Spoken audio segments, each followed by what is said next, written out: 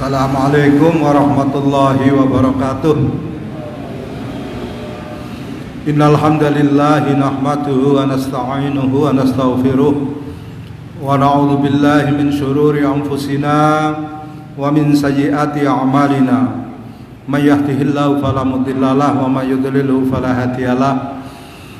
Wa asyhadu an la ilaha illallah wahdahu la syarikalah wa asyhadu anna Muhammadan abduhu wa rasuluhu la nabiyya ba'dah. Qala Allah ta'ala fi kitabil karim ba'da a'udzu billahi minasyaitonir rajim. Ya ayyuhalladzina amanu taqullaha haqqa tuqatih wa la tamutunna illa wa antum muslimun. Ya ayyuhan nasu taqu rabbakumul ladzi khalaqakum min nafsin wahidah wa khalaqa minha zawjaha wa batha minhuma rijalan katsiran wa nisaa'a wattaqullaha alladzi tasaaluna bihi wal arham innallaha kana 'alaikum raqiba.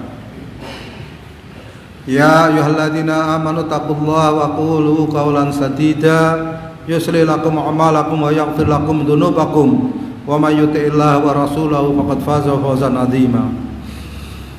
Fa inna asdaqal hadithi kitabullah wa khairal hadi hadi Muhammadin sallallahu alaihi wasallam wa syarrul umuri muhdatsatuha inna kulla muhdatsatin bid'ah wa kulla bid'atin dhalalah wa kulla dhalalatin finnar. Allahumma salli wa sallim ala nabiyyina Muhammadin wa ala alihi wa ashabihi walladzina tabauhum bi ihsanin ila yaumiddin amma ba'd. Fa ya ibadallah usikum wa iyaya nafsi bitaqwallah faqad fazal muttaqun. Ma'asyiral muslimin ikhwani fiddin rahimakumullah. Sekali lagi saya mengajak kepada para ikhwan sekalian untuk bersyukur kehadirat Allah Subhanahu wa taala dengan syukur yang banyak, syukur yang tanpa batas. Pagi hari ini Allah Subhanahu wa taala sekali lagi mencurahkan rahmat, nikmat dan karunia-Nya kepada kita sekalian. Kita diberi kesehatan jasmani dan itu mahal. Kita diberi kesadaran rohani dan itu lebih mahal lagi. Dan kita diberi kesempatan oleh Allah Subhanahu wa taala untuk hadir pada majelis pengajian pagi hari ini.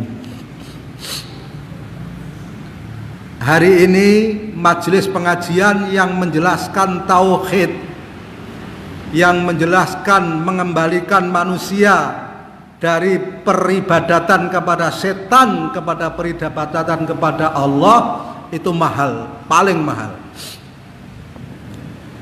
Ditinjau dari sisi apapun juga. Satu dari sisi jarangnya, ya. Kemudian dua dari sisi terlalu banyak manusia yang hari ini menolak pikiran bagaimana menegakkan tauhid di muka bumi ini, mengembalikan peribadatan kepada dari peribadatan kepada setan kepada peribadatan kepada Allah Subhanahu wa taala. Jadi saudara-saudara sekalian harus bersyukur betul dalam urusan ini kepada Allah Subhanahu wa taala. Sebagaimana kita sudah jelaskan pada pengajian yang lalu bahwa iradah seorang muslim, keinginan positif dari seorang muslim dalam kehidupan di dunia ini yaitu agar ia terhindar, mengentaskan dirinya sesuai kemampuannya dari api neraka dan mencoba untuk mengentaskan seluruh umat manusia supaya terhindar dari api neraka. Dan itu jalannya hanya satu, tauhid. Tidak menyekutukan Allah Subhanahu wa taala dengan yang lain, tidak ada yang lain. Jalannya hanya satu saja.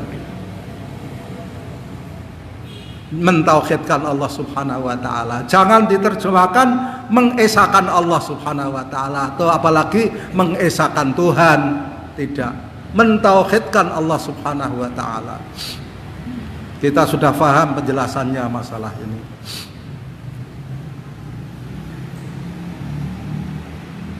Kemudian kewajiban daripada kaum muslimin, iradah yang positif dari kaum muslimin adalah i'adatul insani min ibadati syaiton ila ibadatir rahman.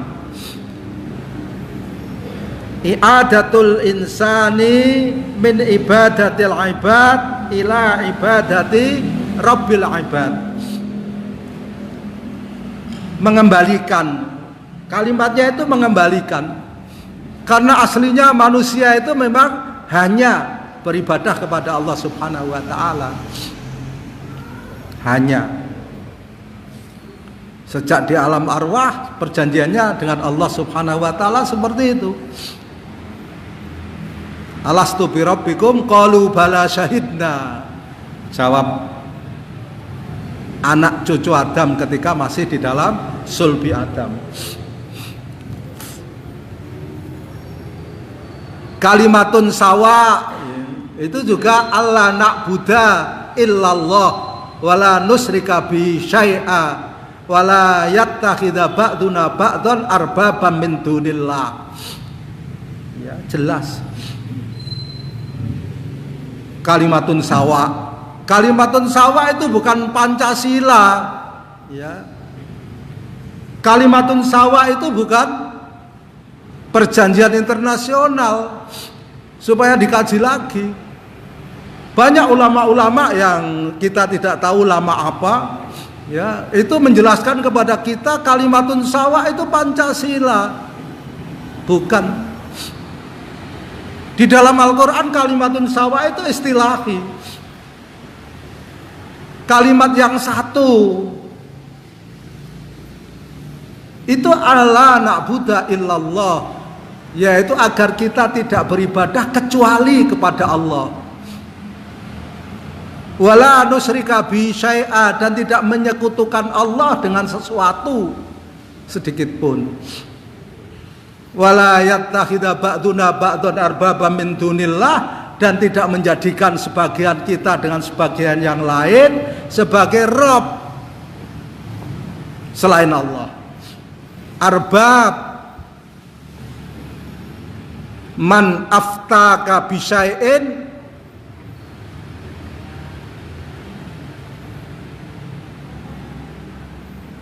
fa'atok tahu, ya. Kalau apa? Mufrad. Atau man aftakum bisyai'in, man bisa jamak. Alladzina kum, kemudian fa'atok tumuhu, yaitu orang yang memberikan fatwa, memberikan apa, ketentuan hukum kepada kalian atau kepadamu, kemudian kamu mentaatinya. Itu artinya kalian telah menjadikan orang yang memberikan fatwa itu sebagai Rabb kalau tunggal, arbab kalau jamak. Apa saja, ya. Kalau itu dikembalikan kepada Allah, kita menjadikan Allah sebagai Rabb kita, dan itu yang satu-satunya yang benar.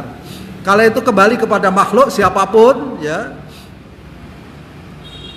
apalagi manusia, maka siapa yang mentaati manusia yang memberikan fatwa atau ketentuan hukum itu, dia telah menjadikan orang yang mengeluarkan fatwa atau ketetapan hukum sebagai Rabb-nya.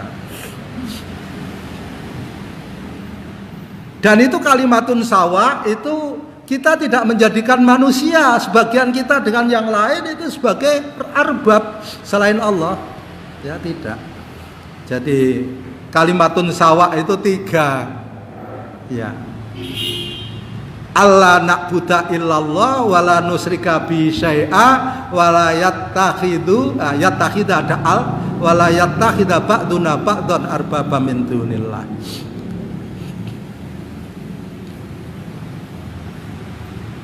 Kajiannya sudah kita kaji ketika mengkaji al-wala wal bara, ya kan?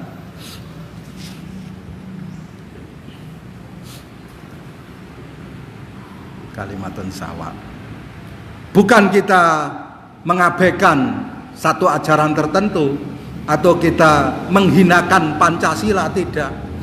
Sekali lagi tidak ke sana arahnya. Tetapi kita meluruskan pengertian yang selama ini dibengkokkan, disimpangkan oleh beberapa orang yang dianggap sebagai tokoh agama. Kalimatun sawa itu sekali lagi bukan Pancasila, ya. Supaya kita faham, menempatkan sesuatu pada tempatnya itu adil, dan adil itu membawa kebaikan. Tidak ada menghinakan satu ajaran tertentu, tidak. Sekali lagi catatannya kepada siapapun yang mendengar sengaja atau tidak sengaja, kita tidak melecehkan Pancasila, tidak. Tetapi kita meluruskan pengertian bahwa kalimatun sawa itu bukan Pancasila. Seperti yang diterangkan oleh sebagian para tokoh agama. Tidak, kalimatun sawa itu 3.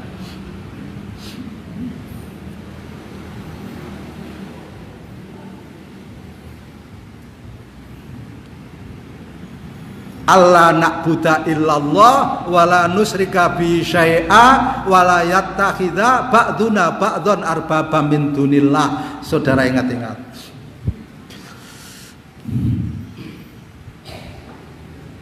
Yaitu agar kita tidak beribadah kepada selain Allah, tidak menyekutukan Allah dengan sesuatu pun, dan kita tidak menjadikan sebagian kita dengan sebagian yang lain sebagai arbab jamak atau rob tunggal selain Allah.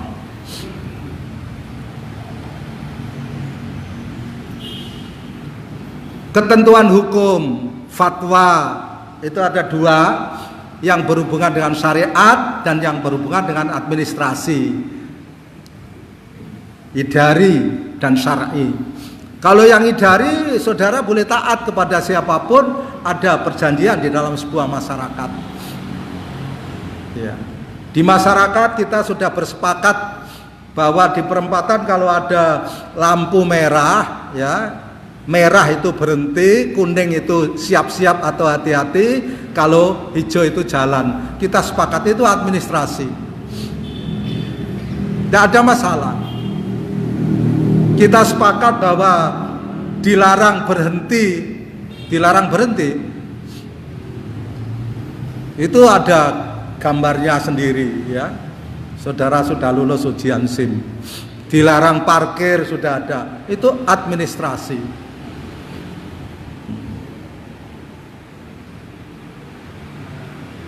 Ya. Saudara seorang muslim yang baik tinggal di sebuah negara yang bukan pemerintahan Islam, saudara ngurus KTP, itu administrasi. Tetapi kalau urusannya sudah syar'i, apa yang sudah diatur oleh Allah Subhanahu wa taala di dalam Al-Qur'an dan diatur oleh Rasulullah Muhammad sallallahu alaihi wasallam di dalam Al-Hadis dirubah, itu namanya syariat, itu namanya merubah syariat. Kita tidak harus taat, bahkan harus tidak taat mestinya berdasarkan kemampuan. Itu ketentuan ulama, ya, ketentuan tuntunan Allah dan Rasulnya. Ayah ikhwah, sekali lagi kita sedang membicarakan tauhid.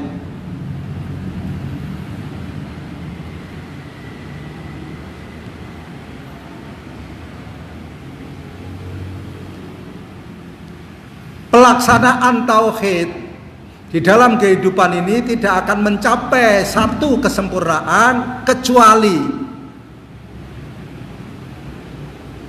di bawah hukumah Islamiyah, di bawah pemerintahan Islam, pemerintahan yang mentauhidkan Allah Subhanahu wa taala.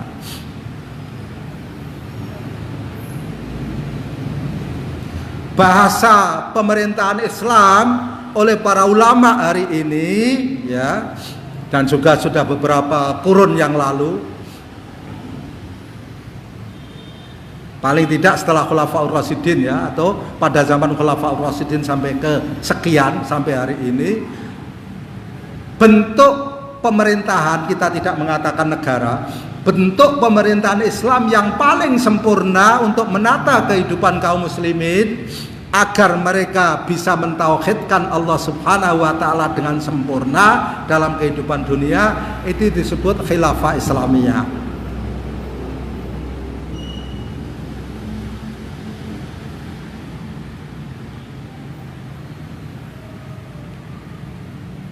Menarik. Ini tuntunan ya. Bukan indoktrinasi, ini tuntunan. Tidak ada hubungannya dengan masalah politik. Ya. Seperti kalimatun sawa itu tadi.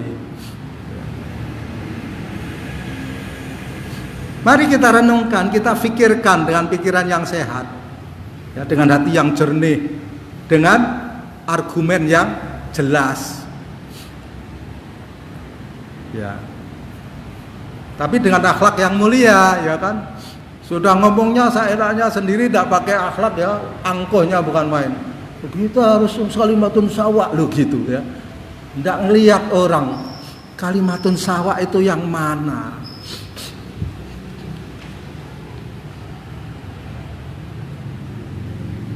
Nah, saudara perhatikan.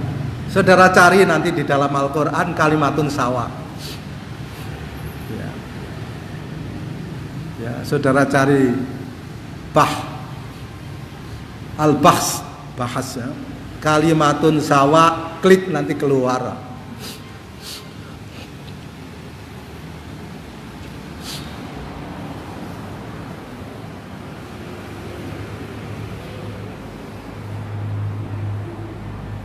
Khilafah Islamiyah. Maka di sini At-Thariq ilal Khilafah subjudulnya.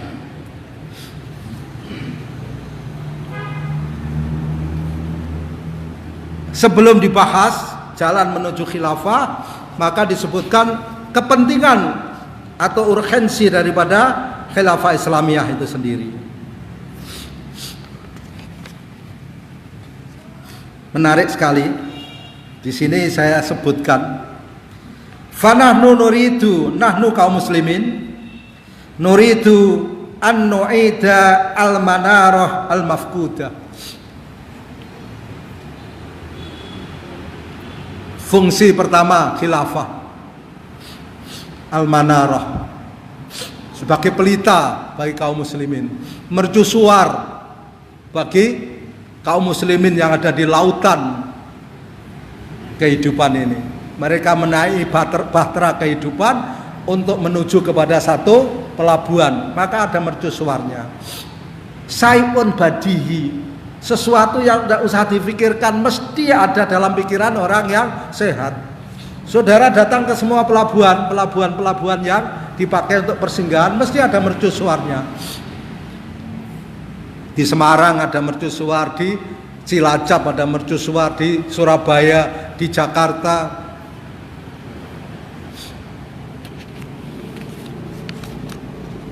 Konon mercusuar yang pertama dibangun oleh manusia di Alexandria, di Mesir. Masih ada juga bekasnya, dihidup-hidupkan, ada sejarahnya. Setiap pelabuhan ada mercusuarnya, karena ia sebagai satu pelita, pedoman, cahaya yang memberi petunjuk kepada manusia harus kemana.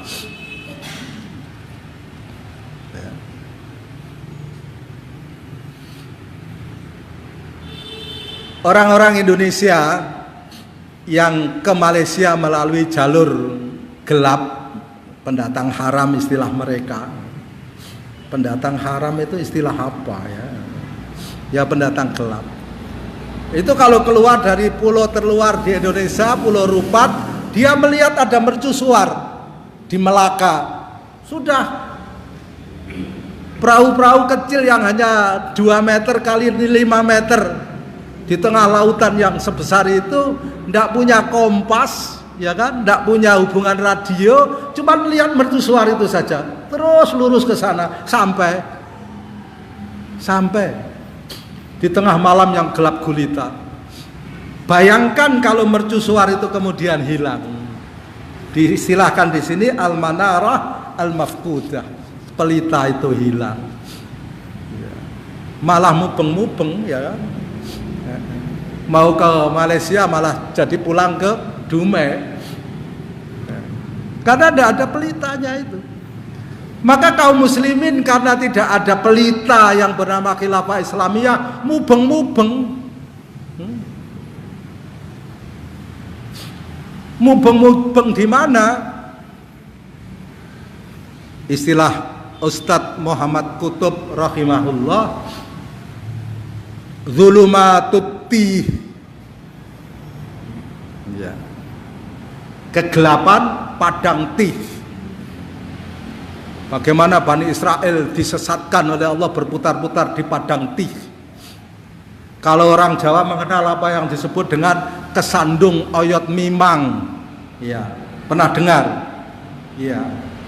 Dulu di tempatnya Pak Ari, yang sekarang dari rumahnya Pak Ari itu dulu ada yang namanya randu alas, randu keti. Besar. Akarnya banyak sekali, kemana-mana. Ada satu di antara akar itu namanya mimang. Kalau saudara kesandung oyot mimang itu tadi, saudara muter-muter semalam di randu alas itu. Setelah sadar katanya ketemu siapa di mana, ketemu keramaian di mana. Semuanya kesesatan. Ya kaum muslimin karena tidak mempunyai pedoman itu tadi, tersesat di padang tih, kesandung ayat mimang itu tadi, muter-muter. Perasaan dia sudah berhenti di satu kafe, sudah minum kopi, sudah berhenti di satu warung bakso. Semuanya perasaan kosong. Ya semuanya, karena tidak jelas. Coba saudara renungkan.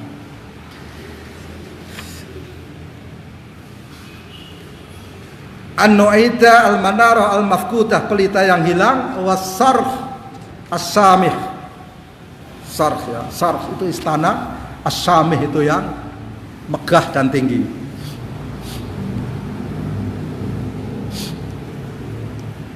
Kaum muslimin tidak punya khilafah Islamiyah seperti sebuah bangsa yang kehilangan istana yang megah, yang tinggi, yang merupakan lambang kemuliaan dan kehormatannya. Ya. Saudara tahu istana enggak? Bayangan saudara istana itu apa? Tempat yang enak gitu.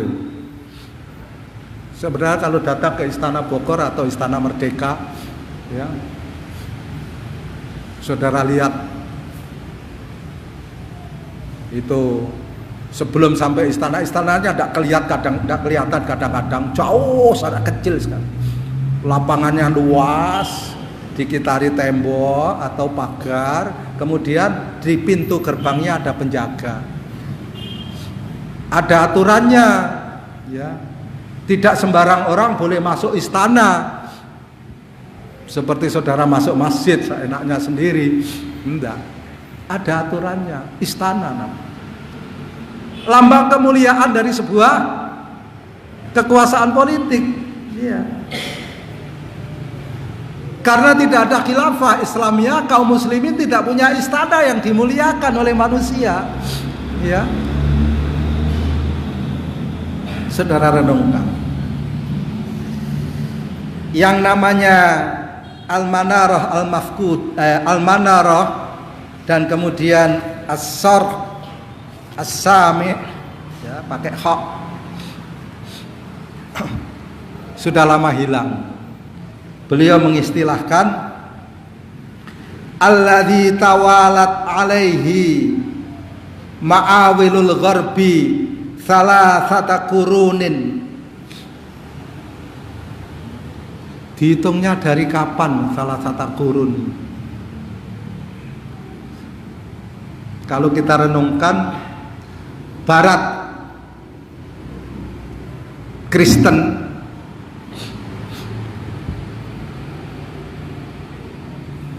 mulai membuat satu rencana yang bagus, ya, bagus atau strategis.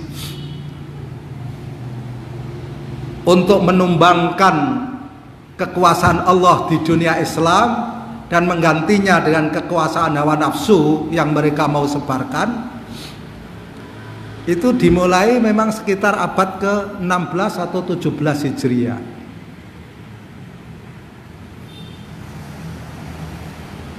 Saudara renungkan sekitar itu.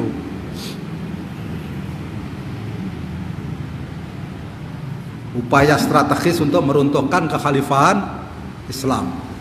Kemudian kekhalifahan itu efektif jatuh menurut para ahli sejarah Islam 1924. Ya, sekitar 3 abad. Selama 3 abad itu tawalat alaihi ma'awilul gharbi. Terus menerus ma'awil itu cangkul. Saudara tahu cangkul? Terus menerus cangkul barat itu mencangkul kekhalifahan Islamnya sampai runtuh 1924. Hatta tawahat bihi wahadamathu, ya. Sehingga barat berhasil melenyapkan kekhalifahan itu dan hadamathu, merobohkannya.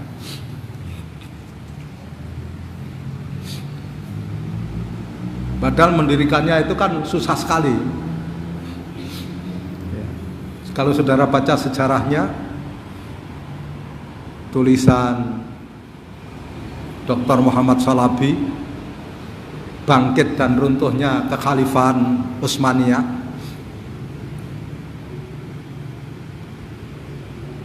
Kalau saudara ikuti di YouTube, bagaimana prosesnya itu begitu berat.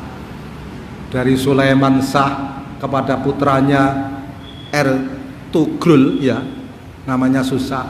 Kemudian dia melahirkan putra lagi Utsman yang mendirikan kekhalifahan Utsmaniyah, Turki Utsmani. Itu saudara-saudara bisa bayangkan perjuangannya. Masadhumul ba'sa'u wadh-dharra'u wa zulzilu, itu nyata. Mereka betul-betul ditimpa dengan dharra, madarat, sarra, penderitaan yang berat, zulzilu, kegoncangan yang luar biasa. Tapi bertahan sekian generasi. Mulai Sulaiman Shah, putranya, cucunya baru berhasil menegakkan kekhalifahan. Kalau saudara renungkan, saudara perhatikan, saudara akan tahu berat betul perjuangan itu. Mempertahankan ide dulu, mempertahankan ide khilafah di tengah serangan Mongol dan pasukan Salib.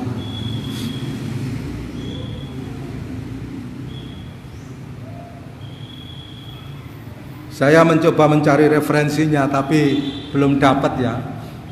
Kalau di kisah yang ditayangkan di YouTube itu kan sampai di antara mereka pewaris yang mau menegakkan kekhalifahan itu oleh Mongol kan sampai disalib, ya.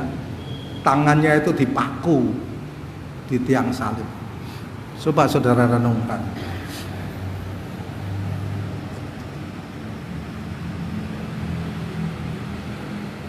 Dengan penderitaan yang tidak kalah, tentunya para mujahidin yang menginginkan mengembalikan kekhalifahan Islamiyah itu dihinakan, disiksa di Guantanamo. Ya, saudara lihat sendiri, ada filmnya Guantanamo. Dan itu dibuat oleh orang barat, ya. Selalu saja ada orang yang bersimpati terhadap penindasan yang dilakukan oleh orang-orang zalim terhadap kaum muslimin.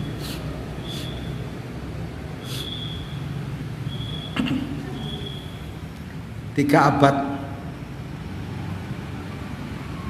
Kemudian amudul khilafatil ladzi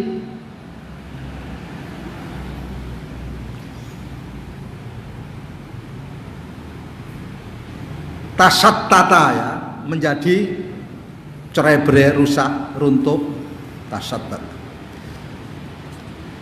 Ba'dahu, kemudian tiang pilar khilafah yang kemudian menjadi berantakan, cerai-berai, Setelah itu al muslimuna fi kulli makanin bila ra'in kal ghanami fil lailatis syatiyah.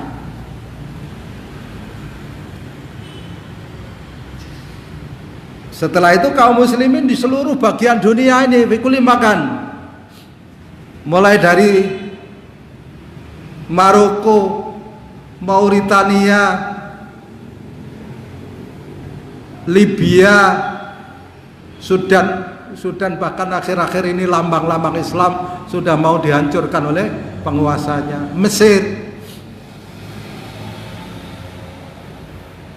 Filipina, Rohingya, Afghanistan, Pakistan, bahkan di epicentrum Islam sendiri, Jazirah Arab, ya. Saudara melihat kaum muslimin itu kal ghanami fil lailatis syatiyah ta'kuluha ad-di'ab. Bagus bahasanya, tapi susah diterjemahkan. Apalagi pakai bahasa ini menerangkan kepada orang Jawa lebih susah lagi. Maka kaum muslimin di semua tempat itu seperti al-ghanam, kambing tanpa penggembala di satu malam yang gelap gulita, memakan mereka ad-di'ab, serigala-serigala.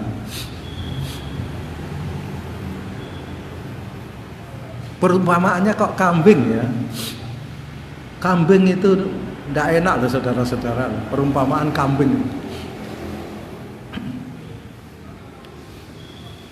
Kalau korban, saudara nanti kalau korban daripada menurut sebagian ulama sirkah 7 orang 1 ekor sapi, lebih baik saudara korban kambing, ya kan begitu, utama kambing menarik.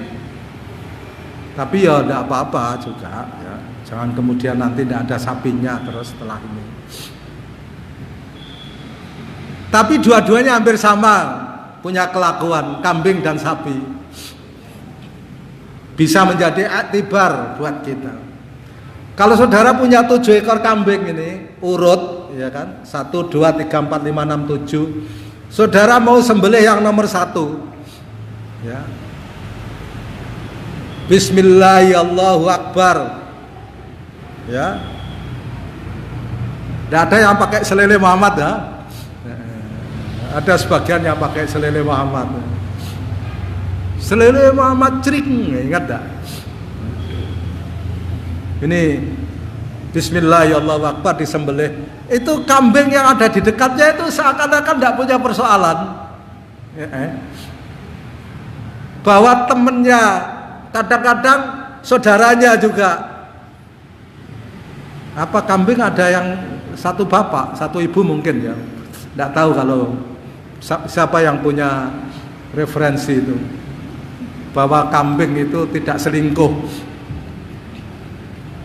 ya. Artinya satu betina hanya satu jantan. Saya tidak tahu itu. Ada binatang itu yang setia ya. Artinya betina itu tidak mau ya berkumpul dengan jantan selain satu, ada.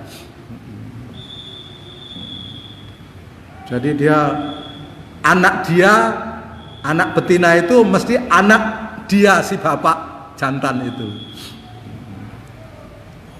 Kalau ada tes DNA maka jelas dia tidak selingkuh. Tapi wallahu alam, silakan nanti dikaji bagi yang masih punya kesempatan luas untuk itu. Itu penting kadang-kadang untuk variasi dakwahnya ya.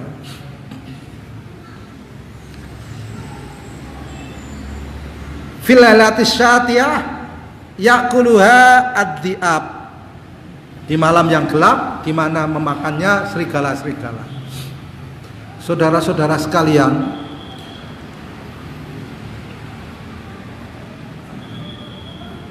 kita ketika di Afghanistan, orang Afghanistan itu punya satu filosofi begini. Satu ketika kita punya kambing mati, bangkai, berarti kita kubur di dekat tenda kita kubur. Satu ketika rombongan serigala itu kemudian menggali kambing yang sudah dikubur itu, kemudian diambil itu oleh kepala tenda itu, kemudian dicari bekas daripada jejak serigala itu kemana. Ketemu ada di sebuah gua gitu jejaknya. Kemudian di depan gua itu dipasang TNT, ya. Kemudian ditunggu, biasa dia keluar jam berapa, satu ketika kemudian pakai remote diledakkan. Ada beberapa ekor serigala yang kemudian mati karena ledakan itu.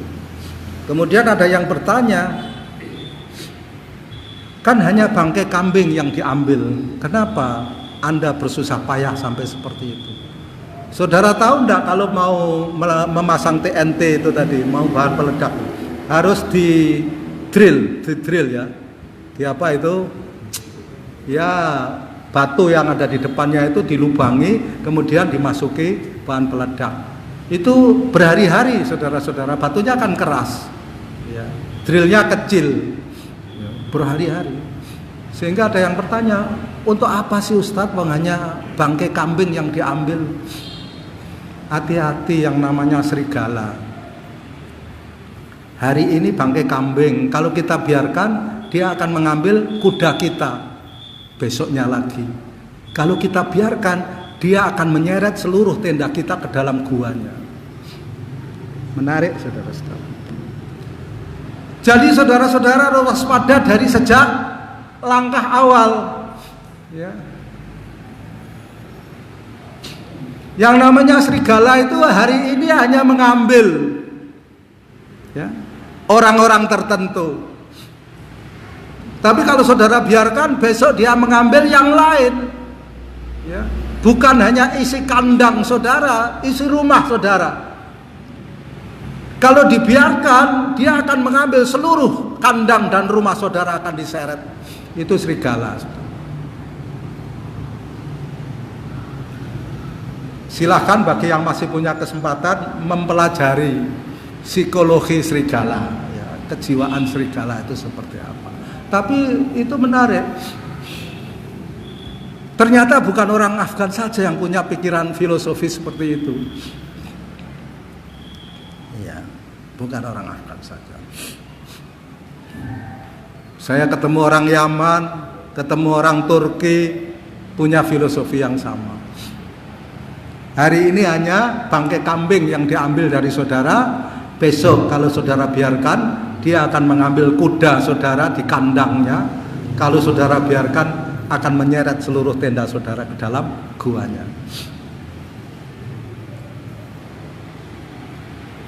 Dari kisah itulah, filosofi itu kemudian timbul kisah yang saudara sudah hafal. Apa yang disebut dengan ayyamus syada'id, iya kan? Saudara harus segera bertindak mastatokna, berdasar kemampuan kita.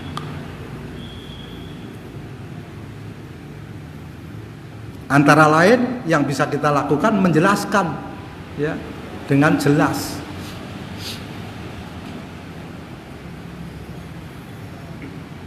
Kadang-kadang kita tidak begitu, ya. Kadang-kadang kita tidak begitu. Kadang-kadang kita seperti orang bingung. Yang bocor sepeda motor kita ini yang bocor ban belakang, tapi yang kita tambal ban depan yang tidak apa-apa, ya kan? Atau kalau kita umpamakan semacam perahu ini yang bocor di bagian depan, yang kita periksa di bagian belakang, ya. Ini dakwah yang sedang diserang hari ini, dakwah 2 atau 3 hal, tauhid, khilafah, dan jihad, ya.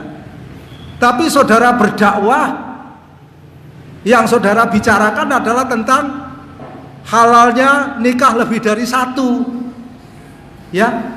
Itu seperti saudara punya motor, ban depannya yang bocor, tapi yang ditempel ban belakang. Itu kalau bahasa ulama nau'um minal junun, ya, jenis penyakit gila. Ya. Yang sakit matanya dibelikan obat tetes telinga. Coba saudara renungkan.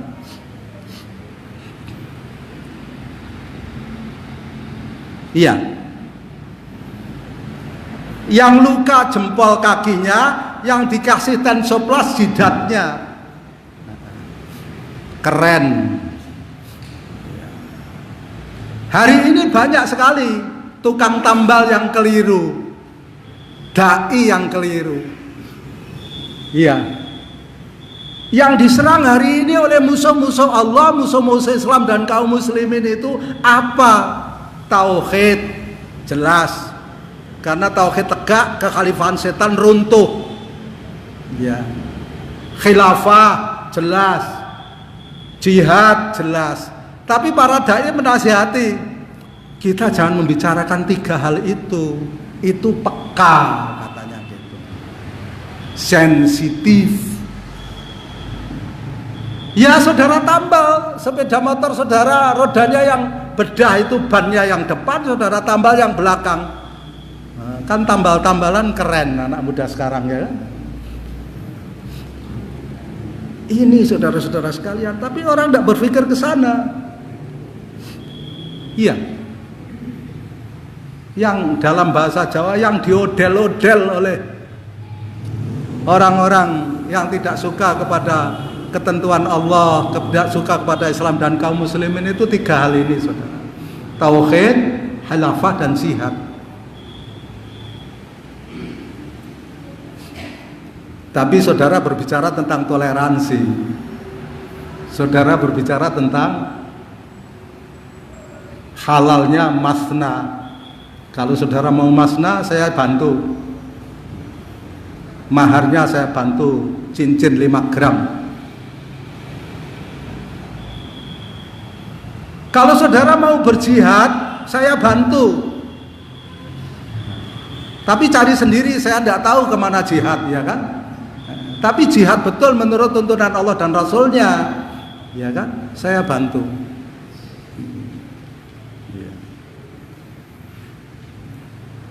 Kalau saudara mau menegakkan tauhid, berdakwah tauhid, atau menyekolahkan anak supaya paham tauhid, saya bantu. Harusnya kan begitu.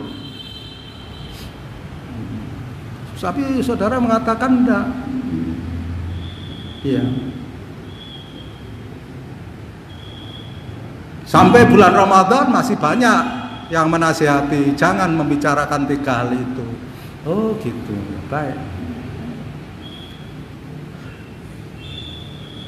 Jadi saudara punya rumah, genteng yang bocor itu ada di ruang tamu, tetapi yang saudara ganti di dapur, ya kan?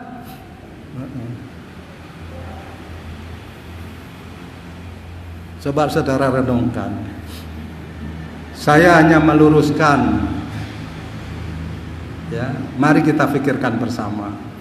Ini cara berpikir yang keliru.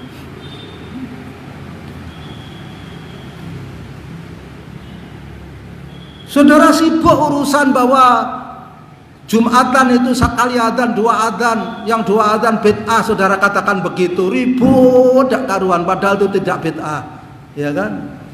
Saudara ribut. Tidak di situ yang sedang di odel-odel itu, apa odel-odel itu bahasa Indonesianya, saudara-saudara? Hah? Iya, dirusak, maaf, dirusak. Di odel-odel itu apa? Ini pakai kalimatnya ma'awil, dicangkul. Yang sedang dicangkul oleh musuh-musuh Allah, musuh-musuh Islam dan kaum muslimin itu tidak di situ. Kok saudara mau pertahankan di situ?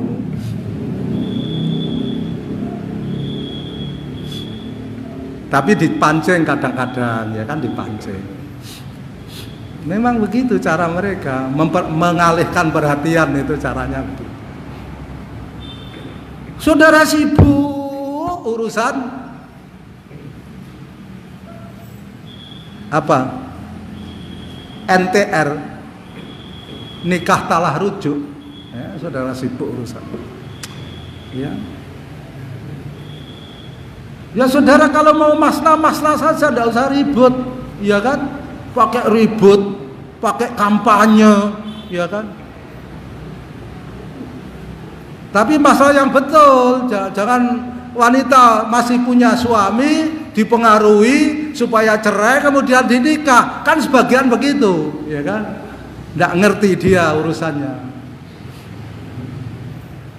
Jadi saudara, marilah kita pikirkan, tegakkan tauhid, kembalikan kepada peribadatan kepada Allah dari peribadatan kepada hamba Allah atau kepada setan.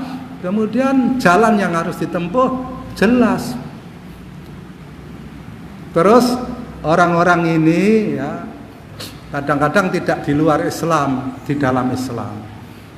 Apa mungkin Islam hanya ditegakkan dengan jihad?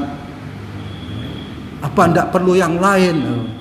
Itu kan kalimat merusak, provokasi. Orang tidak akan sampai kepada jihad sampai dia memahami iman, sampai dia memahami hijrah, sampai dia berakhlak yang mulia. Tidak mungkin dia berjihad dengan benar, saudara. Dan tidak mungkin jihad bimana kita tanpa dakwah. Itu kan sesuatu yang tidak perlu difikirkan. Tapi orang-orang ini sengaja mencangkul itu tadi, ya kan? Apa cukup hanya dengan jihad? Ya tidak cukup. Tapi orang tidak akan sampai kepada jihad kecuali dia punya iman yang benar, kemudian berhijrah, punya akhlak yang benar. Saudara-saudara baca di dalam satu kitab Al-Jihadu Sabiluna. Saudara baca, ada pakarnya di sini. Guru antum tidak tahu cari yang pakar siapa. Itu ada yang disebut adab mujahid terhadap senjatanya, loh. Terhadap senjatanya saja ada adabnya, loh saudara. Apalagi terhadap pimpinannya, apalagi terhadap ikhwannya. Nanti dibahas di sini. Terhadap musuhnya itu ada, loh. Adab mujahid terhadap musuhnya ada. Iya. Tapi orang-orang yang tidak mau tahu itu tadi, ya begitu itu, tidak cukup. Dan kita sudah coba kan, di mana-mana ada jihad, ya yang ada cuma kerusakan.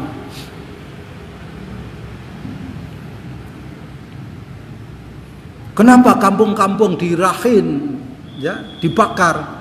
Karena ada ekstremis, katanya begitu. Ya ekstremis itu memberitahu kepada orang banyak bahwa ada kampung dibakar. Bukan karena ada ekstremis kampung itu dibakar. Selama ini bukan kampungnya saja yang dibakar, orangnya dibakar, ya, pikirannya dibakar, kitabnya dibakar. Tidak ada yang memberitakan karena tidak ada ekstremis, kata mereka. Mujahid. Mujahid itu yang memberitakan kepada seluruh dunia Islam. Sejak penjajahan Perancis 1900-an sekian sampai 2010 atau 11, itu kaum muslimin di Syria itu sudah dibabat habis oleh Nusairiyah, iya kan? Tidak ada yang memberitakan. Begitu ada Mujahid 211, disebut katanya mulai ada ekstremis di Syria. Memberitakan, saudara-saudara. Sebelum ada jihad Afgan tahun 79, ya, kaum muslimin bangsa Afghanistan itu sudah dikafirkan oleh rezim-rezim sebelumnya. Ya. Ada Babrak Karmal, ada Daud, ada siapa lagi, Najibul Bakor, ada siapa lagi, ya kan? Tapi begitu 79 ada jihad, muncul berita itu bahwa selama ini kaum muslimin bangsa Afghanistan itu sudah dikomuniskan oleh rezim sebelumnya dengan penindasan. Memberitakan. Kemudian karena memberitakan menjadi orang berbondong-bondong. Ya. Tapi memberitakan itu pun masuk kategori ekstremis, bukan fundamentalis saja.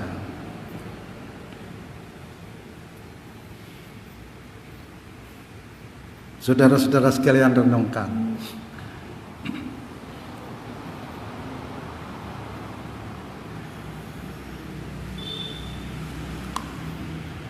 Ini tidak berhubungan dengan masalah-masalah politik lokal.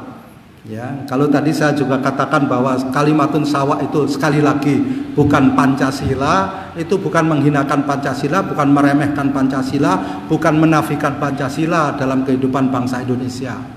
Orang membicarakan Pancasila itu saja takutnya bukan main, ya kan? Oh, jangan sebut-sebut itu loh. Kalau tidak disebut, bagaimana mengajarkan secara benar? Secara benar, ya kan? Harus disebut. Wong saudara waktu sekolah, saya sekolah itu sejak di SD 6 tahun, SMP 3 tahun, SMA 3 tahun, 12 tahun, saudara-saudara sekalian. Setiap hari Senin ada pembacaan Pancasila. Saudara ngaji sebulan sekali saja, tidak boleh menyebut kalimat itu. Bagaimana terus? Nyebut yang baik lah tentang Pancasila. Kita sebut yang baik tentang Pancasila. Kita dudukkan Pancasila pada kedudukannya yang semestinya. Itu namanya menyebut dengan baik. Iya kan? Iya. Kalau saudara menempatkan sesuatu dengan baik, itu menempatkan pada tempatnya. Saudara tempatkan piring saudara yang bersih di rak piring. Iya. Kalau ada isinya roti, saudara letakkan di meja, saudara kasih tudung saji.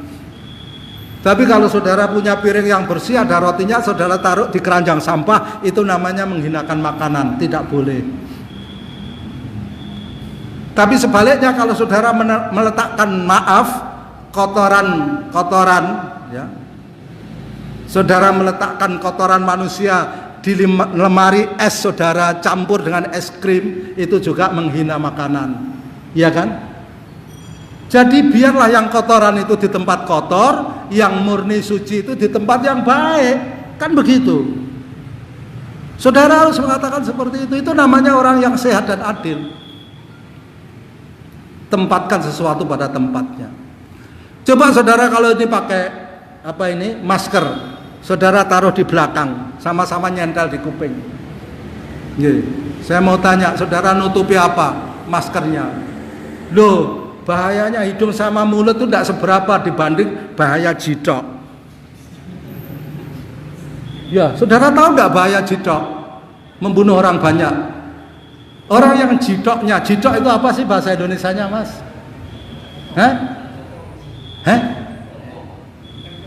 Tengkuk. Loh, enggak toh. Tengkuk itu ini toh, tengkuk itu. Jidok itu tengah tengkuk yang dalam, yang ada apa coba jidok, saudara? Kalau singkatan kita tahu si jidok. Ya. Saudara coba cari di kamus bahasa Indonesia, bahasa Jawa, jidok itu apa?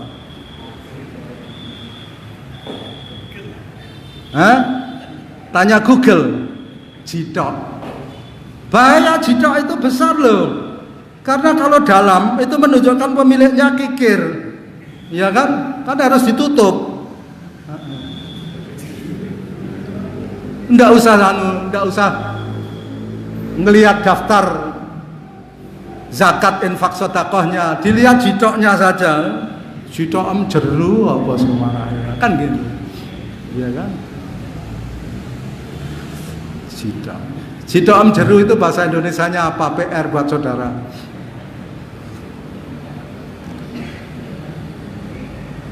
Mari saudara-saudara pikirkan, ya. Kalau saudara letakkan itu masker di belakang hanya untuk menutupi aib saudara sebagai orang yang bakhil, kikir, kedekut, daripada menutupi wajah hidung dan mulut, saudara ditertawakan orang, ya kan?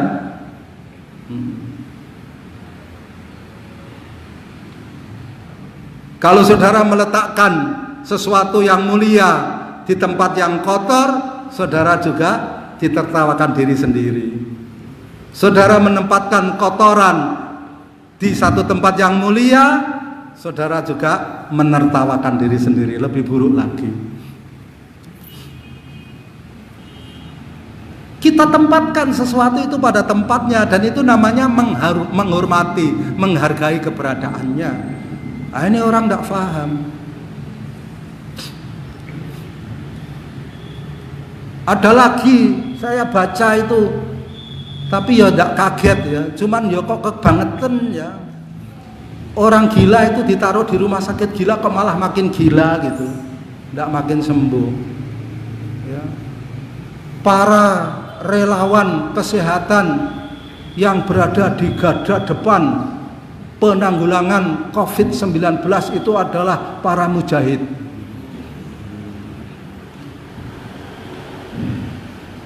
Saya tidak paham ya, dulu sudah pernah didiskusi, kita bicarakan di BNPT. Mengentaskan kemiskinan juga jihad, kata mereka. Mendirikan pendidikan juga jihad, kata mereka. Saya katakan, Pak, kitab fikih itu, Pak, itu ada kitab yang namanya Ar-Raqaiq, kelemah lembutan. Tapi tetap ada kitabul jihad. Sebab kalau yang namanya memberi makan orang miskin itu jihad, memelihara orang yatim, anak yatim itu jihad, garda depan penanggulangan COVID-19 itu jihad. Kitab fikih itu nanti hanya kitab jihad saja, kitabul jihad, subbab pembahasan memelihara orang miskin, memelihara anak yatim. Jadi tidak ada kitab fikih, tidak ada kitabul sholat. Nanti kitabul jihad bab sholat, kitabul jihad bab zakat. Itu pintu surganya di mana, saudara-saudara?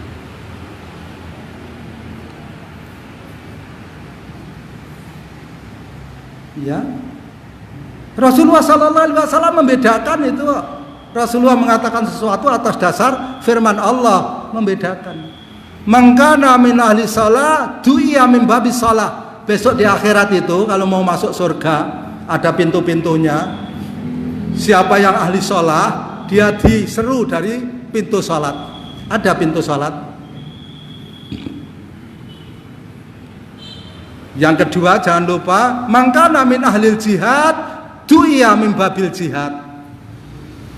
Siapa yang ahlil jihad, ya, ahlul jihad itu dia melaksanakan ibadah jihad dengan ilmu dan dia melazimi sungguh-sungguh, ya, dia menginfakkan atau mewakafkan dirinya untuk itu.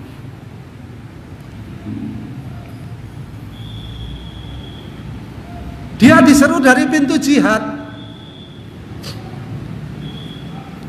Mangkana min ahli siyam du'iya min babir rayyan, spesial. Siapa yang ahli siyam, dia diseru dari pintu rayyan, spesial, namanya ada. Mangkana min ahli sidqah du'iya min babis sidqah. Siapa yang ahli sedekah, dia diseru dari pintu sedekah.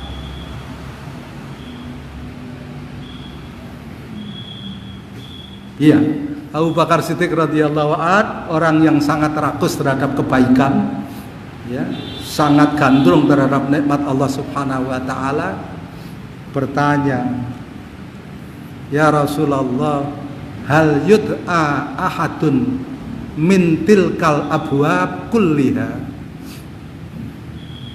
Adakah seseorang itu yang diseru dari seluruh pintu itu? Boleh milih dari pintu mana saja. Kartu bebas, ya. Saudara pernah punya kartu bebas ketika ada zaman nonton bioskop? Ya. Saudara kan dikasih nanti ada kelas 1, ya kan, di belakang di balkon. Sudah gitu dapat minuman sama dapat snack, ya kan? Nanti ada kelas 2 di bawah balkon. Ada kelas 3, ada kelas 4 di depan layar begini, ya kan? Kalau saudara berdiri, kepala saudara ada di layar, tersorot dari belakang, ya kan? Jadi kalau saudara mau masuk di bioskop itu ya silakan aja, paling depan terus naik. Yang ini kartu bebas. Rasulullah Shallallahu Alaihi Wasallam ditanya oleh Abu Bakar Siddiq radhiyallahu anhu, ya Rasulullah, apakah ada seseorang itu yang diseru dari seluruh pintu itu? Naam, ada. Wa arju antakuna minhum, dan aku berharap engkau salah satu di antaranya. Muttafaqun alaih. Saudara periksa muttafaqun alaih.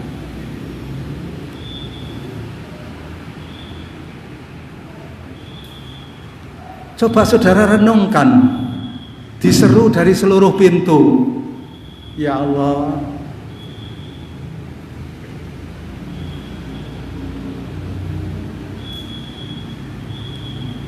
satu pintu itu lebarnya antar kusen itu baina Makkah wa Hajar, satu kota di Bahrain, atau baina Makkah wa Busra, satu kota di Syam. Yang pernah ke Syam pernah lihat Busra enggak? Itu kalau diukur pakai kilometer darat saudara, 1200 kilometer satu pintu.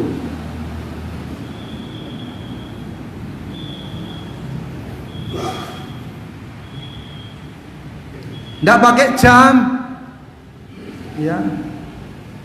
Kalau Royan dibuka Ahlu Syam, dibukakan pintu Royan, semua Ahlu Syam diseru supaya masuk sampai orang terakhir Ahlu Syam masuk baru ditutup dan digembok. Dan tidak ada orang masuk melalui pintu itu lagi setelah itu.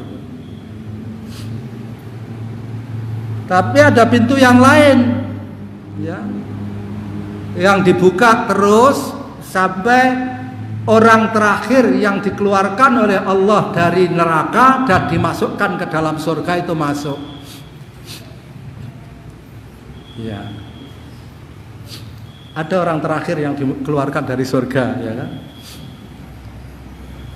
Belum dimasukkan dikeluarkan dari neraka, orang terakhir. Ada digambarkan dia berlari-lari yahfan, ada digambarkan dia habwan, merangkak. Terus ada sesuatu di depan pintu surga itu yang rindang. Kemudian dia minta kepada Allah, ya Allah, bolehkah aku berteduh di tempat yang rindang itu?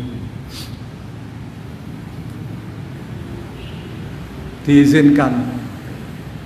Di tempat yang rindang itu dia ngelihat orang di surga kok diberi kenikmatan yang luar biasa. Ngenyang, minta lagi kepada Allah, ya Allah, bolehkah aku masuk ke situ? Gitu ya kan? Masuk. Memang itu proses. Itu kan Allah mentarbiah kita, urutan kesadaran kita. Ketika masuk,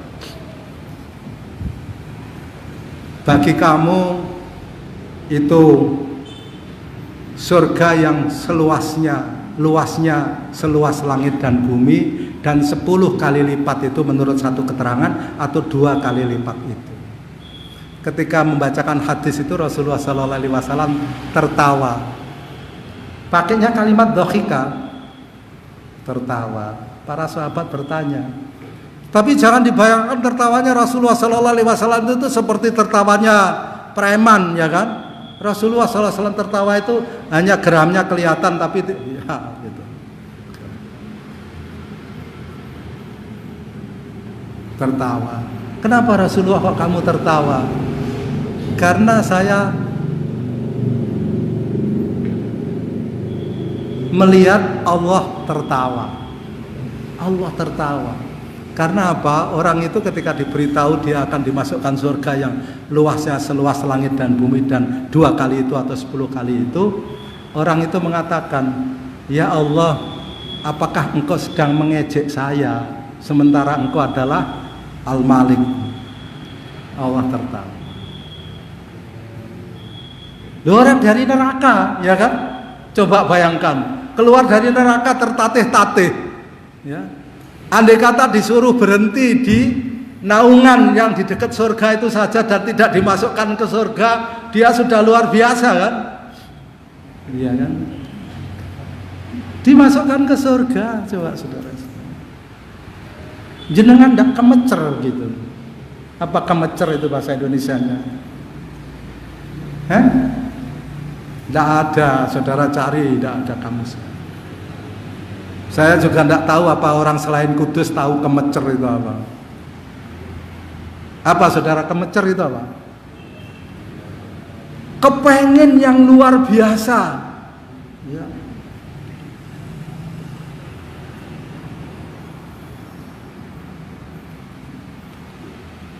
Melebihi kemecernya kalau orang sedang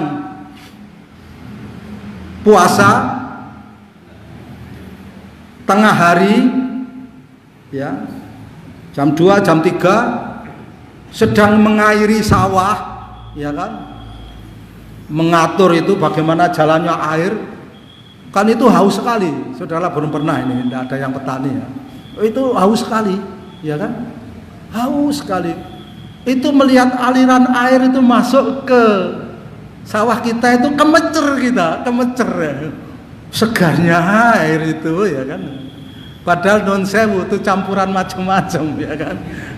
Campuran macam-macam. Oke. Sing tahu tani mesti guyang-guyu mau sing ijek tani, ya kan, kemecer. Campuran macam-macam, ada potongan jerami, ada non sewu, ya kan, potongan dia sendiri di situ, ya kan, lewat. Itu kemecer, saking kemecernya dia membayangkan itu adalah es campur. Segernya bukan main. Kemudian saking kemecernya tapi tidak bisa minum, kakinya kemudian dimasukkan di situ. Kemudian tangannya, kemudian raup, kemudian dikopoi kepalanya. Dikopoi apa bahasa Indonesianya? Kok digebyur, dikopoi? Tidak ada. Ya. Masih kemecer, bajunya dilepas, dimasukkan di situ, dipakai lagi. Kemecer, saudara-saudara. Kemecer itu apa? Ya susah saya itu kadang-kadang. Apa? Allah Subhanahu wa taala tertawa, kemudian Rasulullah sallallahu alaihi wasallam tertawa. Karena apa? Karena orang yang dimasukkan ke dalam surga itu tadi mengatakan ketika melihat pertama kali nikmat surga, ya Rabb, apakah engkau sedang mengejek aku sementara engkau adalah Al-Malik?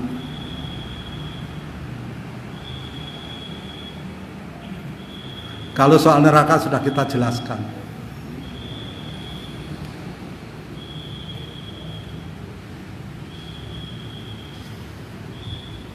Saudara-saudara sekalian, kita kembali ke sini. Karena tidak adanya mercusuar, tidak adanya istana Mekah yang menjadi lambang kemuliaan kaum muslimin, dengan runtuhnya khilafah Islamiyah, maka kaum muslimin menjadi seperti kumpulan kambing yang tanpa penggembala di satu malam yang gelap, di mana memakan mereka serigala-serigala. Wayadusu ru'usahu kullu kafirin. Bahasanya bagus tapi susah diterjemahkan.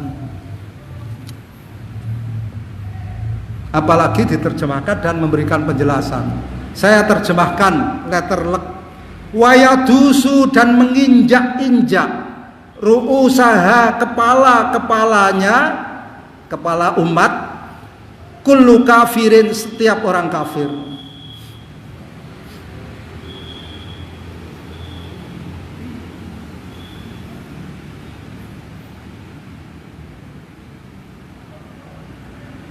Sutradara film itu pinter menerjemahkan ini. Pertempuran di zaman lalu, ya, di zaman belum ada senjata modern, masih pakai pedang, pakai kampak, ya. Itu kalau musuhnya sudah dijatuhkan, itu diinjak kepalanya, ya kan? Kemudian dipotong atau disembelih. Itu penghinaan. Semua manusia mengatakan itu penghinaan yang paling maksimal, yang paling besar, menginjak kepala. Kalau saudara baca di kisah pewayangan, cerita wayang Ngayawara, penghinaan yang paling besar yang dilakukan oleh Bratasena. Siapa Bratasena? Siapa Bratasena? Kepada Duryudana, saudara sepupunya masih, tokoh Pandawa dan tokoh Kurawa, lo ngerti gitu loh. Itu yang paling menyakitkan itu adalah ketika Werkudara atau Bratasena itu menginjak kepala Duryudana. Itu penghinaan yang luar biasa, saudara-saudara sekalian. Dan hari ini kepala kaum muslimin itu dijatuhkan ke tanah oleh orang-orang kafir dan diinjak oleh orang kafir.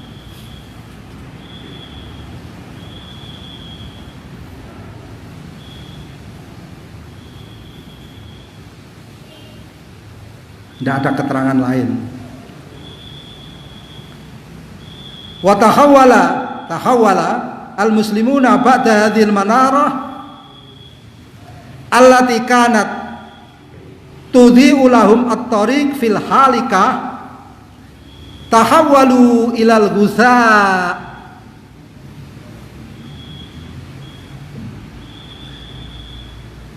berubah, tahawwala, dari sesuatu kepada sesuatu.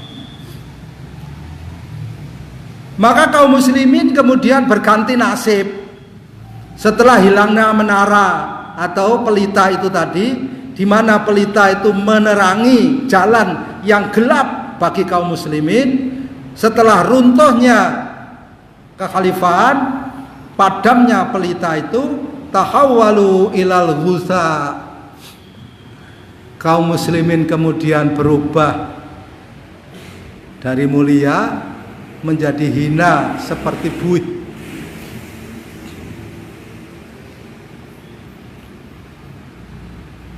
Seperti buih. Saudara coba kumpulkan buih. Saudara beli toren yang seukuran kapal tanker. Saudara masukkan buih itu ke kapal tanker, saudara timbang. Tidak ada bebannya. Tidak naik itu, walaupun 1 on itu tidak naik. Ya.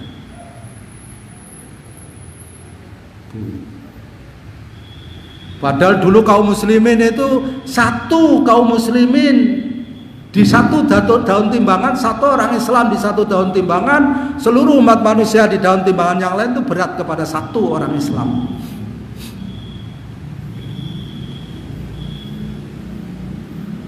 Ketika ada kekhalifahan,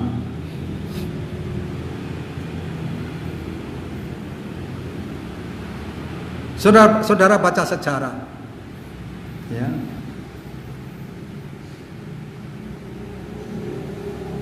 Barat tidak pernah bisa tidur malam ketika ada kekhalifahan.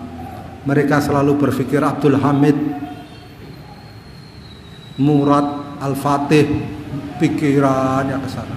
Sebelum itu apalagi?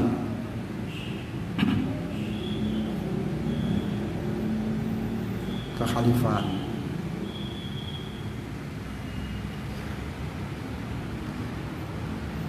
Tahawwalu ilal ghusa, maka kaum muslimin kemudian berubah nasibnya, ya, dari dimuliakan, dari berharga menjadi al-ghusa, buih. Alladzi khabbara anhu Rasulullah sallallahu alaihi wasallam, di mana Rasulullah sallallahu alaihi wasallam telah menghabarkannya tentang itu sebelumnya tentunya.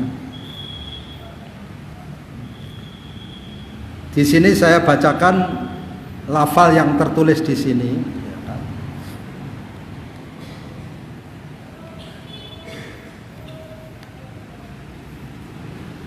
Hadisnya sangat masyhur, tapi di sini hanya ditulis hadis ini ada pada silsilah hadis sahih Syekh Al-Albani pada nomor 958. Nanti dilihat atau dicek yang punya Androidnya ada itunya ya. Kadang-kadang Androidnya itu isinya cuman game saja, ya kan? Tidak ada maktabah samilahnya.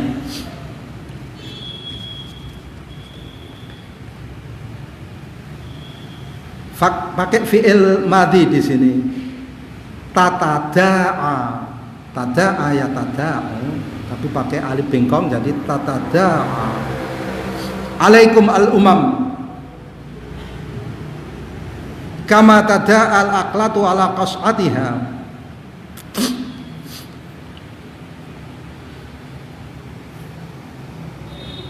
Mengitari, mengepung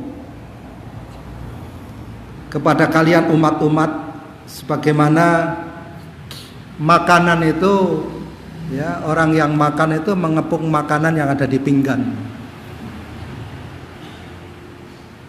Sudah hafal ya, antum sekalian sudah pada hafal. Qalu, berkata para sahabat, amin qillati nahnu yauma idzin ya Rasulullah. Apakah karena sedikitnya kita pada hari itu ya Rasulullah? Qala la, tidak. Rasulullah berkata tidak. Innakum yauma idzin katsirun. Pada hari itu kalian banyak jumlahnya.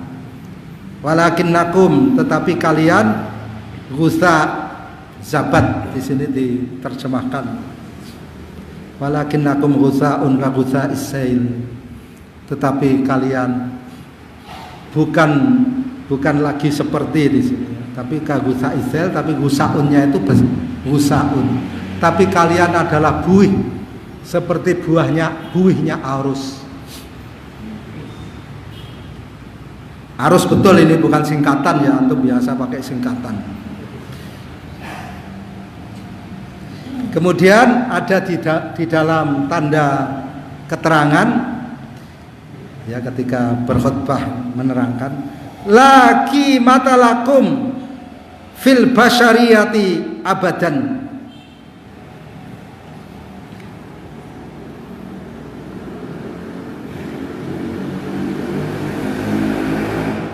Di dalam kehidupan manusia ini tidak ada harganya kalian ini pada waktu itu.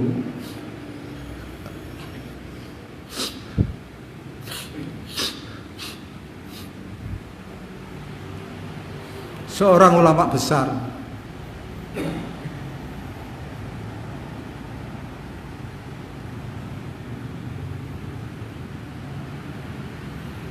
Syekh Umar Abdurrahman rahimahullah meninggal di penjara Amerika yang sepi.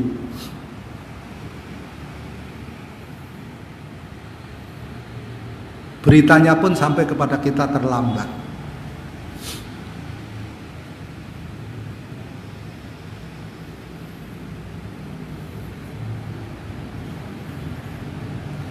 Seorang penyanyi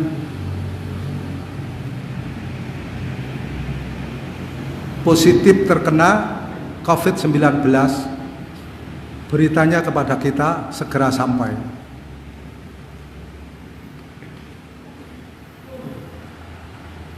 Orang merasa kehilangan.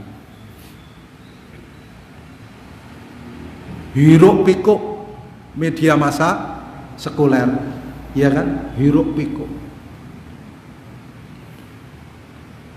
Seorang badut mati, hiruk pikuk media massa. Badut, dia tidak katakan badut, ya kan? Tapi kita harus sebut badut. Badut satu ini telah menghidupkan budaya Indonesia asli, katanya. Badut, saudara-saudara. Badut itu apa tuh? Bahasa Indonesianya apa? Apa? Pelawak. Pelawak. Badut juga bahasa Indonesia. Kalau saudara tidak percaya, lihat kamus. supaya lebih terhormat disebut pelawak. Pelawak kok tidak bagus disebut komedian. Ya. Nanti ada lagi untuk menghormati sesuatu yang tidak patut disebut entertainer. Apa itu entertainer? Wong jidok aja saudara-saudara bingung. Kemecer aja saudara bingung ya. Iya kan? Apalagi entertainer. Tidak apa-apa, tidak bisa membahasakan dengan lisan, tapi saudara paham. Itu penting. Bahasa itu yang penting paham. Kahusai sail, ya, seperti buih arus. Wala yanzi'annallahu min qulubi a'daikum al-mahabata minkum. Yanzi'an pasti pakai lam takkid, pakai nun takkid. Dan Allah pasti akan mencabut pakai fi'il mudhari'. Allah pasti akan mencabut dari hati musuh-musuh kalian mahabbah minkum, rasa gentar. Mahabbah itu kan karena kehebatan. Ya. Musuh itu kalau mendengar nama itu gentar. Musuh itu kalau sudah gentar, saudara-saudara sekalian, terus dia mengadakan musyawarah. Ya. Dipanggil orang-orang yang kira-kira bisa memberikan andil di dalam urusan itu, musyawarah. Itu dari dulu sampai sekarang.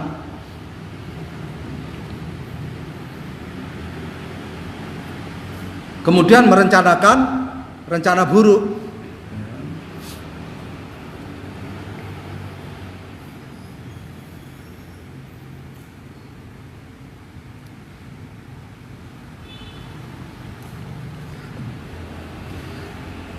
Tapi itu dicabut secara umum tentunya. Pada 1-2 peristiwa juga masih ada, ya kan?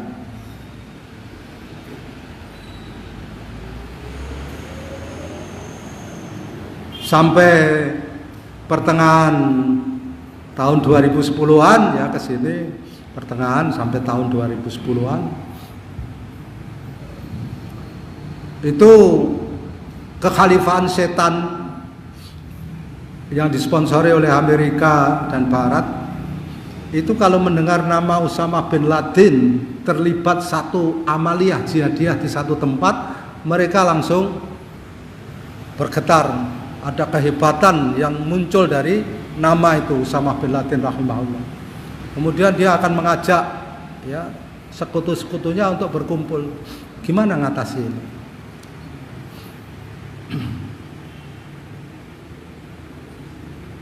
Ya.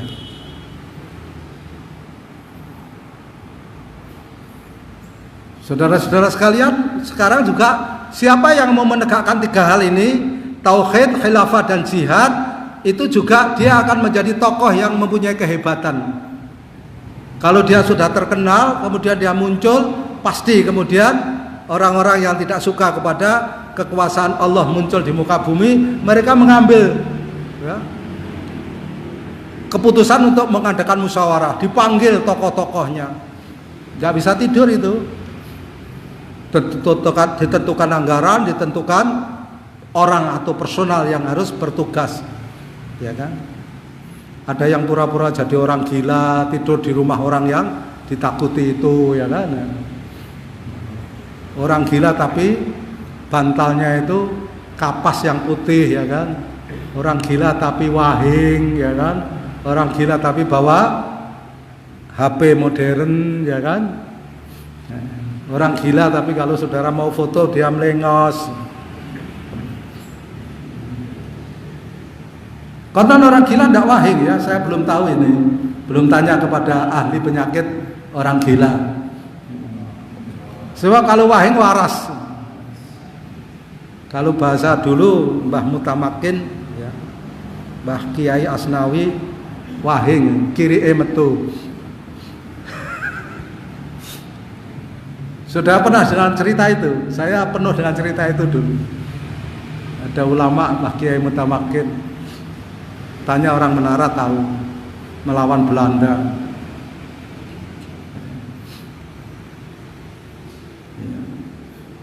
Terus kemudian satu ketika bakiaknya itu dilempar ke api. Terus bakia ini wahing, keluar 2 kirik. Tahu kirik? Anjing kecil, ya, anak anjing. 2 kirik itu kemudian lari ke api itu mengambil bakiaknya itu dikembalikan ke teman-teman. Bukan soal cerita itu benar atau tidak, tetapi ada mahabbah. Ya, orang kafir itu kemudian merasa kehebatan daripada ulama itu.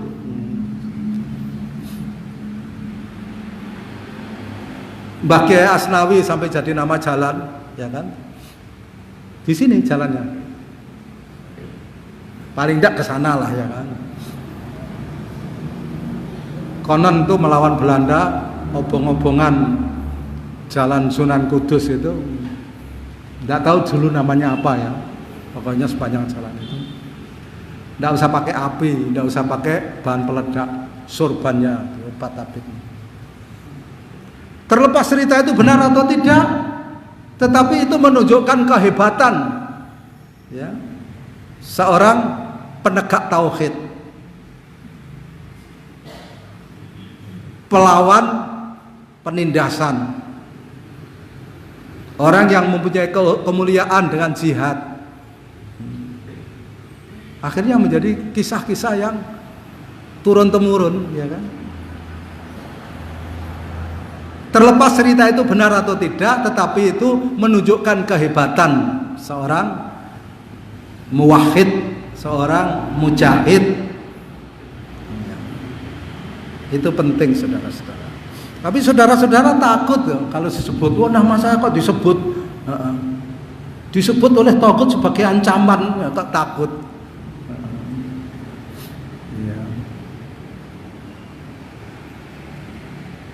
Dan saudara bangga, oh itu dia orang baik, dia dialogis, baik. Kita tidak dikatakan sebagai orang kafir, kita tidak disebut togut. Setan kemudian setelah itu setan datang ke situ, oh kita betul, kita ke situ juga tidak disebut setan. Monggo setan silahkan pinarak, tidak begitu. Iya.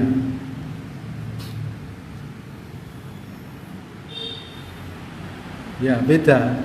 Kalau Syekh Abdul Qadir Jailani didatangi setan, dibentak setannya, setan, lari ya. Terlepas kisah itu benar atau tidak, tetapi ada kehebatan. Kalau saudara diintip setan, saudara lari malah, ya kan? Oh ada setan, kita jangan ke situ, lari. Saudara datangi setan kamu gitu.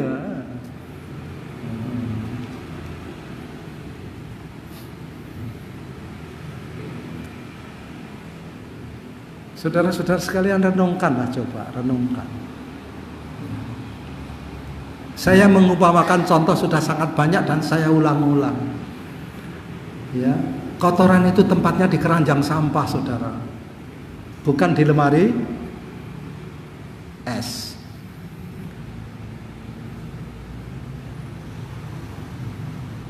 Tapi sebaliknya, ya, mushaf Al-Quran tempatnya di lemari yang paling tinggi. Ya. Di beberapa kebiasaan kaum muslimin di beberapa tempat dibungkus pakai kain yang paling bagus. Ya. Ditempatkan paling tinggi di dekat dia tempat tidur, dicium-cium dulu, taruh.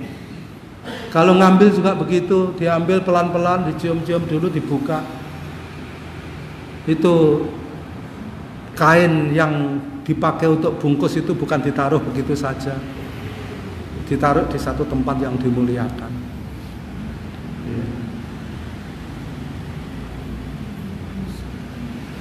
Rapi.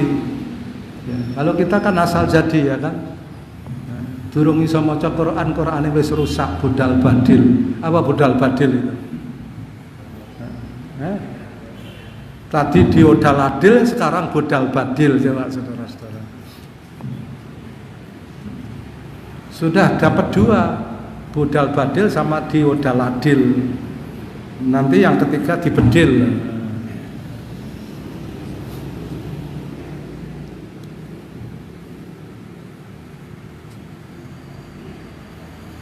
Mari saudara renungkan ya, saya lanjutkan. Dua, dan itu berjalan seiring.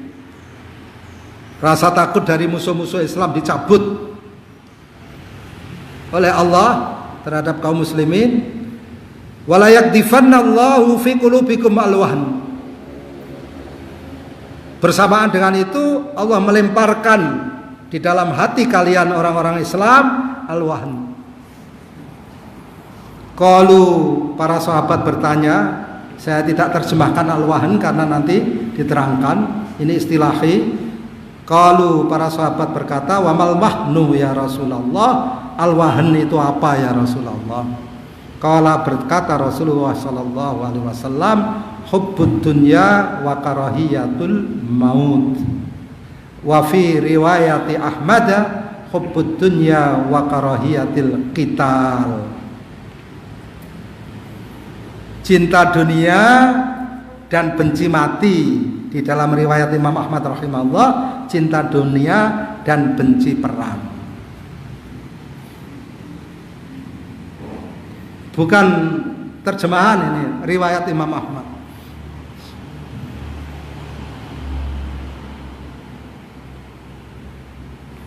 Cinta dunia, saudara-saudara, ya Allah. Orang sekarang itu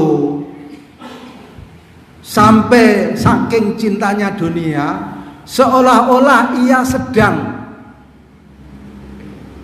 berada pada kegiatan agama, tapi sebenarnya dia sedang nyari dunia. Iya kan?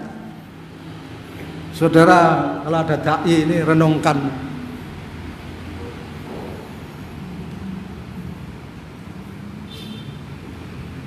Saya prihatin, sedih. Sudah setahun lebih, mungkin beberapa tahun dan berkali-kali.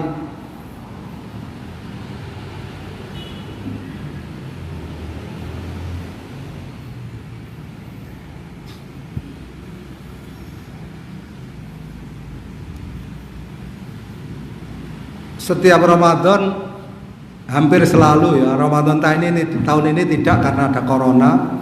Saya diminta untuk mengisi semacam pembekalan oleh beberapa madrasah tahfidz, beberapa tingkatan. Tentunya para penghafal Al-Quran.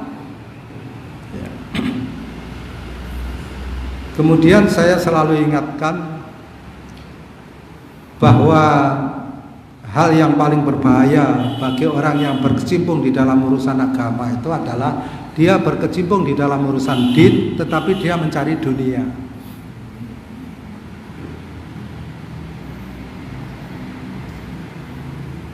Itu yang saya sedih dan sampai sekarang masih terngiang-ngiang.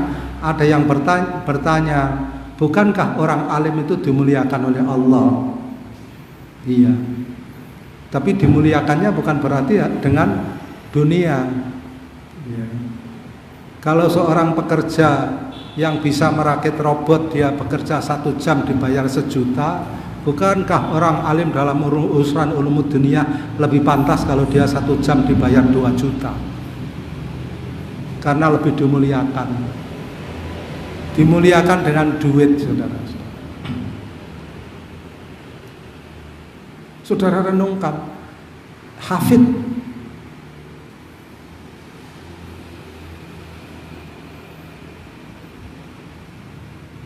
kalau ada orang yang alim dalam urusan din dan dia berkecimpung di dalam urusan dakwah maupun yang lain-lain, apakah dia serius atau tidak? Ukurannya ukuran Abu Bakar Siddiq radhiyallahu anhu.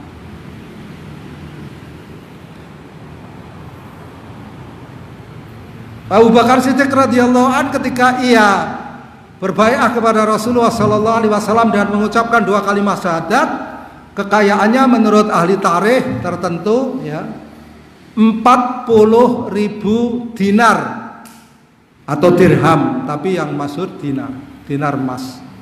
40.000, saudara hitung 1 dinar berapa? 4,25 gram emas murni 1 dinar, 4,25. Maka saudara menghitung nisab emas ya, itu kan 20 dinar atau 20 mithqal. 20 kali 4,24, 85 gram emas murni. Disebut dengan logam mulia ya, kita mengatakan begitu di sini. Ketika Abu Bakar Siddiq radhiyallahu an diajak oleh Rasulullah sallallahu alaihi wasallam hijrah ke Madinah, itu maknanya 13 tahun kemudian perdagangannya masih jalan di Mekah. Kekayaannya dihitung mau dibawa ke Madinah hijrah tinggal 4.000 dinar.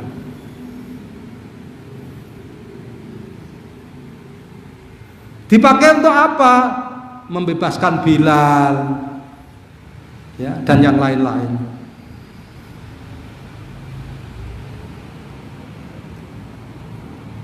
Tapi kalau kita kan tidak begitu, ya kan?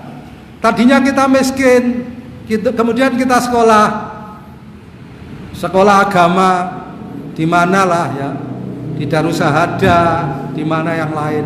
Habis itu sekolah di Libya, dapat gelar LC. Mungkin ada yang sekolah di Timur Tengah, dapat gelar MA atau doktor. Setelah itu kemudian balik ke Indonesia berdakwah. Tadinya tidak punya apa-apa, dakwah setahun sudah beli mobil. Hasil dakwahnya. Setahun kemudian beli rumah, hasil dakwahnya. Saudara pernah mendengarkah salafus soleh itu seperti itu?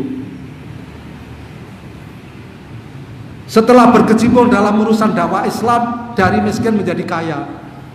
Saudara pernah mendengar?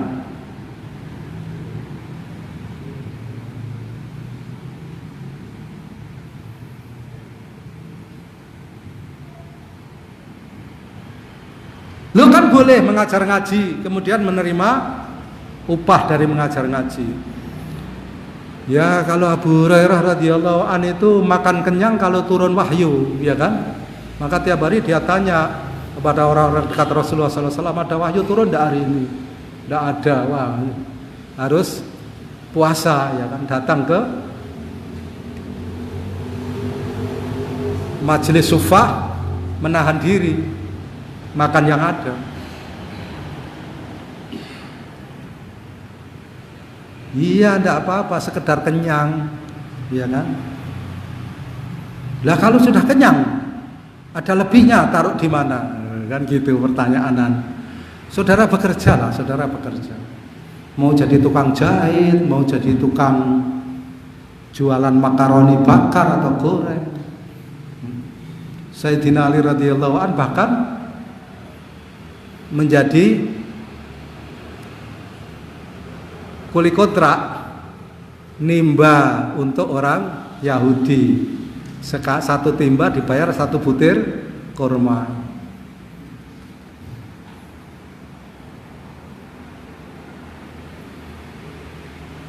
Saudara renungkan, ya kan? Persoalannya apa? Peluang itu sama dengan perangkap. Sayangkan kita, kan kita boleh. Terus ada pimpinan jamaahnya mengatakan input itu kumpulkan sebanyak-banyaknya gitu. Outputnya yang perlu diperhatikan. Karena inputnya terlalu banyak, mikir outputnya tidak sempat, simpen saja. Saudara renungkan, saudara pikirkan. Ya, adakah seorang mujahid, seorang dai yang handal, yang sungguh-sungguh, ya, dia tadinya miskin, kemudian masuk ke dunia jihad, dunia dakwah, setelah masuk ke dunia itu jadi kaya dari dakwah dan dari jihad. Kalau dia kaya bukan dari situ, silakan, tidak ada masalah. Ya.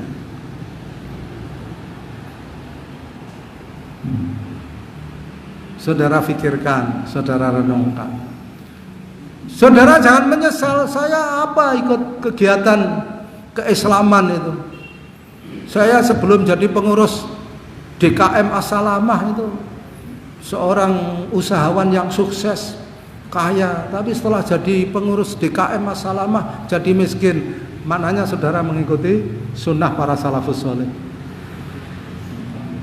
Iya, iya, saudara tasarufkan untuk itu. Iya kan? Masih punya hutang 300 juta lebih beli tanah, 300 juta mas. Berapa? 300 juta. Tahrid ya tidak muncul-muncul, munculnya 300.000 ya. Itu sudah ditulis besar-besar dari hamba Allah gitu.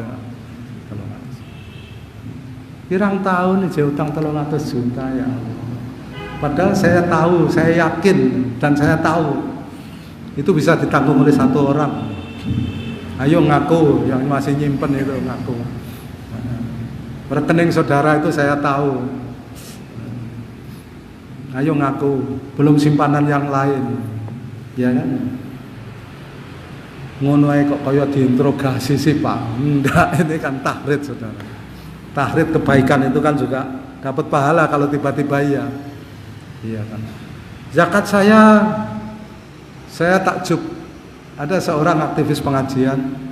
Zakat saya tahun ini itu saya keluarkan yang sepertiga untuk kerabat dan lingkungan saya.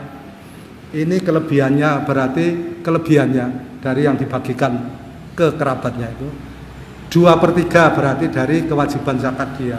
Ini saya serahkan kepada Anda 300 juta mas tak hitung. Cuman masalahnya dia tidak pakai ikrar. Ini boleh dibelikan nyicil nutup utang DKM Masalamah yang masih 300 juta. Dia tidak katakan begitu, jadi ya saya tidak berani. 300 juta mas. Itu 2/3 dari kewajiban zakat dia tahun ini. Benar Syekh Utsama bin Laden rahimahullah ketika mengatakan perjalanan jihad kaum muslimin untuk iqamatuddin itu cukup dibiayai satu orang kaya di Timur Tengah. Kalau mau, persoalannya di situ. Aqulu qouli hadza wa astaghfirullahal-azim li wa lakum wa lisairil muslimina wal muslimat min kulli dhanbin fastaghfiruhu innahu huwal ghafurur rahim wa qul rabbighfir warham wa anta khairur rahimin walhamdulillahi rabbil alamin. Wa sallallahu ala nabiyyina Muhammadin wa ala alihi wa sahbihi ajmain. Wassalamualaikum warahmatullahi wabarakatuh.